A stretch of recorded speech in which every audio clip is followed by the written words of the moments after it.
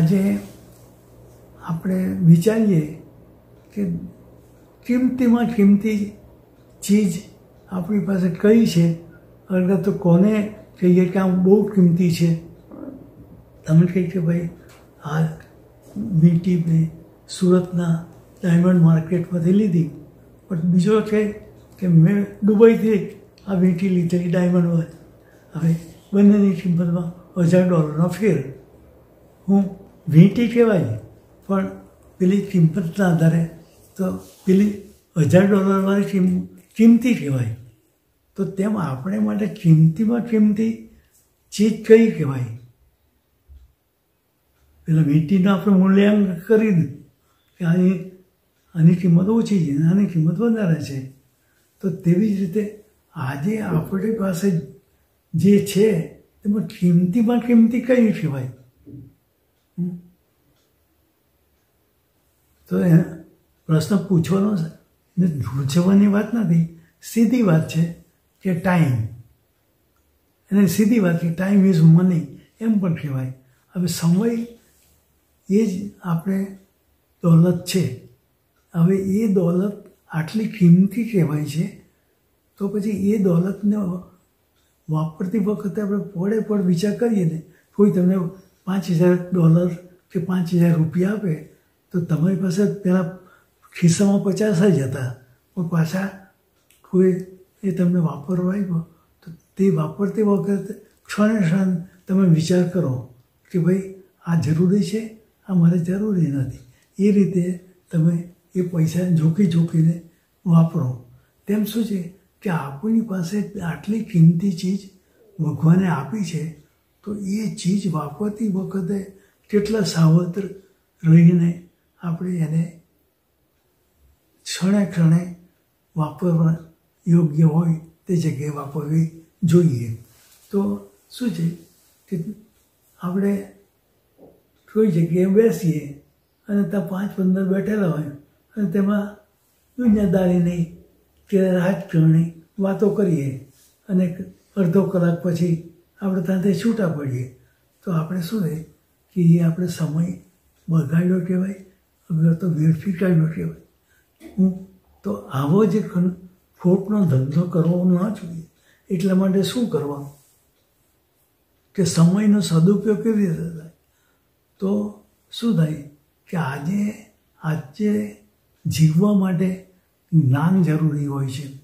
તો જ્ઞાન જરૂરી હોય તો જ્ઞાનના સાધનો તો જાણવા જોઈએ ને કે ભાઈ જ્ઞાન મળે ક્યાંથી? બજારમાંથી મળે. તો શું છે કે દળદાર વાંચન, દળદાર સાહિત્ય જે જીવન ઉપયોગી હોય તે વાંચતા રહો, છીસરું નહીં. શેલો રીડિંગ ઇઝ ડેન્જરસ.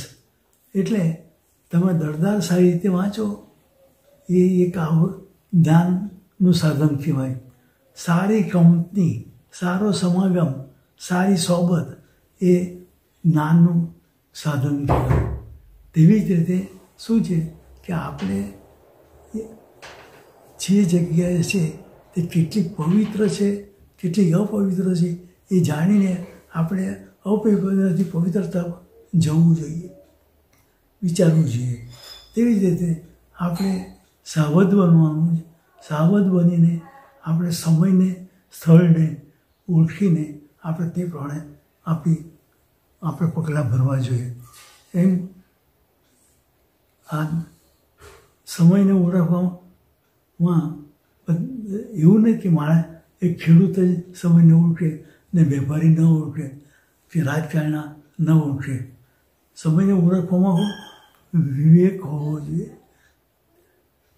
1938-39 હિટલરે વોર શરૂ કરી.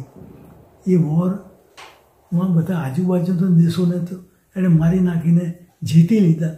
પછી ઇંગ્લેન્ડ તરફ વળ્યો. તો ઇંગ્લેન્ડ તરફ વળ્યો તો શું થાય કે પાયલોટ લેસ પ્લેન ઇંગ્લેન્ડમાં મોકલતો.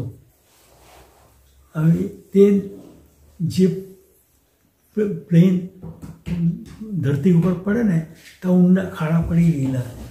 અને તે મેં નજરે જોયા છે ખાડા. અને જે તે વખતે રહેતા હતા તે ભાઈ કે અમે સૂઈ જઈએ પણ સવારે ઉઠીએ કે નહીં એ કોણ જાણે, એવી સ્થિતિમાં એમ કે ત્યારે હતી.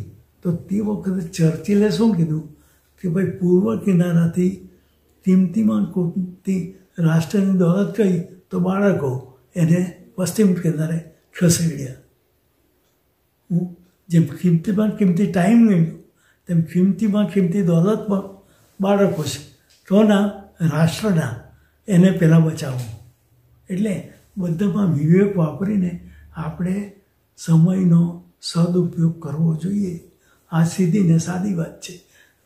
આજે તમને આપ્યું છે આટલો પ્રેશિયસ ટાઈમ, કિંમતી ખજાનો, તો તેને તમે વેડફી કરો એ કેટલી મૂર્ખાઈ કહેવાય.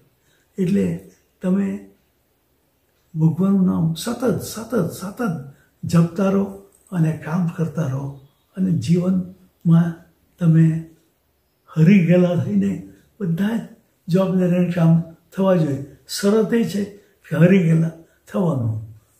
બસ આ સીધી ને સાદી વાત મને હું કહું છું તો એમાં સમજીને વિચારીને ત્યાં વિવેક વાપરો અને એ બધામાં તમે રસ્તો કાઢીને આપણું જીવન અધિક પવિત્ર બને એ રીતે જીવો અને આ કળા બીજાને સમજાવતા રહો એવી પ્રાર્થના